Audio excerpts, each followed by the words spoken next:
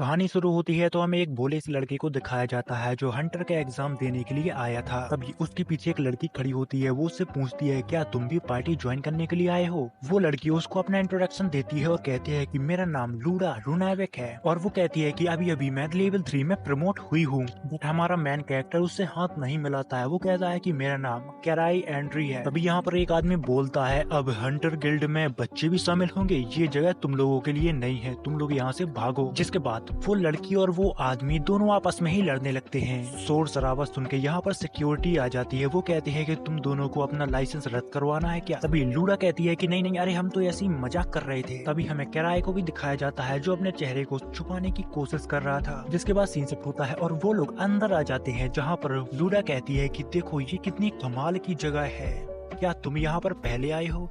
तभी एंड्री बताता है कि मेरा यहाँ पर 5वीं बार है। तभी लूडा उससे माफी मांगने लगती है और एंड्री उससे कहता है कि तुम्हें माफी मांगने की कोई जरूरत नहीं है, क्योंकि हंटर के लिए इसके लिए सब कुछ होती है। जिनके पास टैलेंट होता है वो अपना नाम चढ़ाते हैं और आगे बढ़ते हैं, और जिनके पास कुछ भी नहीं होता वो छोटे छोटे मौकों को पकड़ते हैं। तभी हमें आर्क ब्रेक के मेंबर को दिखाया जाता है जो यहाँ की सबसे अच्छी पार्टी होती है। यहाँ पर जो बंदा बैठा होता है उसका नाम आर्क रोडेन होता है। अगर उसने किसी को एक्सेप्ट कर लिया तो महान हंटर बनने का सपना उसका पूरा हो सकता है। जहाँ तक उनकी बात है कि उनने कई सालों से किसी भी नए मेंबर को एक्सेप्ट नहीं किया, और ये लोग कुछ साल पहले ही कैपिटल में आए थे, पर अपने जबरदस्त टैलेंट के साथ इनने कैपिटल में एक अपनी अलग ही पहचान बना ली है। और उनकी पार्टी का नाम ड्राइविन सोल्स है। मार्केट में सबको पता चला कि ग्रीवर्स अपने साथ कुछ नए मेंबर को लेना चाहते हैं, इसलिए यहाँ पर इतनी सारी भीड़ लगी हुई थी, क्योंकि सब कोई चाहता है कि उनके साथ वो जुड़े और उनकी पार्टी के साथ शामिल हो पाए।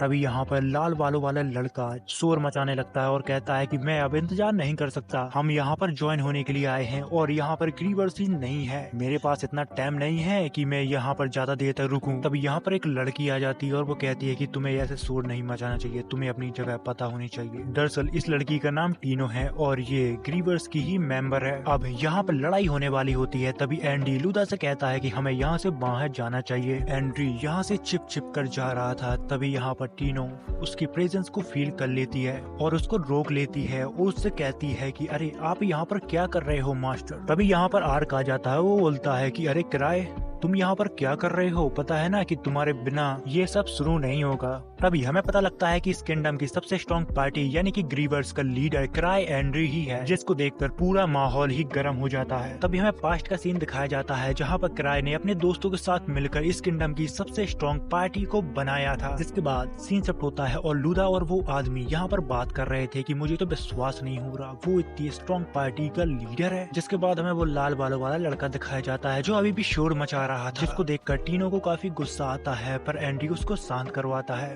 और कहता है कि तुम्हारा लेवल 4 है पर फिर भी तुम किसी पार्टी के साथ नहीं हो। दरअसल इस लड़के का नाम गिलबर्ट होता है। किराए यहाँ पर सोचता है कि मैं लोगों को पहचानने में बहुत ही बेकार हूँ, इसलिए मैं इनको इनके लक के ऊपर छोड़ देता हूँ, जिसका लक होगा वो खुद ही शामिल हो जाएगा। जिसके बाद वो अपनी एक अंगूठी को निकालता है और पब्लिक के बीच फेंक देता है और कहता है कि जिसको ये अंगूठी मिलेगी उसको मैं रिकमेंड करूंगा। बट किसी को अंगूठी मिल पाती इससे पहले ही तीनों मैदान में उतर जाती है। जिसके बाद यहाँ पर अफरा तफरी का माहौल बन जाता है। मौका देखकर किराए चुपचाप यहाँ से निकल जाता है। जिसके बाद हमें अगले दिन का सीन दिखाया जाता है जहाँ किराए की वजह से पूरा हंटर एसोसिएशन तबाह हो जाता है, जिस वजह से किराए को बुलाया जाता है। जहाँ पर किराए उनसे माफी मांगता है। वो बोलता है कि मैंने रोकने की पूरी कोशिश की पर मैं भी क्या करता, लोग पूरे बावले हो चुके थे। तभी यहाँ पर एक लड़की खड़ी होती है। वो किराए से बोलती है अरे तुम्हें शांत हो जाना चाहिए और तुम्हें इनको इतना डांटना नहीं चाहिए। तभी वो टैटू वाला आदमी बोलता है कि अरे मैंने तो अभी उसको डांटा ही नहीं। तभी वो आदमी एक काम के बारे में उसको बताता है और किराए उसको बताता है कि अरे अब तुम क्या मुझसे चोरी करवाना चाहते हो? पर उससे ज्यादा ये एक रेस्क्यू मिशन होता है। किराए इस मिशन को थोपने के लिए आर्क के पास जाता है पर उसको आर्क मिलता ही नहीं है। काफी देर पहले नोबल्स का बुलावा आया था, उसी के साथ वो चला गया। अभी टीनो उस रिंग को दिखाती है और कहती है कि देखो मास्टर, ये रिंग मुझे मिल गई और मैं हरगिज़ नहीं चाहती थी कि तुम्हारी रिंग कोई और अपने हाथ में ले। किराए उससे कहता है अगर तुम फ्री हो तो मेरा एक काम कर सकती हो, एसोसिएशन ने मुझे एक मिशन दिया है। बट मिशन का नाम सुनते ही टीनो यहाँ से भाग जाती है। जिसके बाद किराए अपनी एक सिल्वर को निकालता है और टीनो को बांध देता है।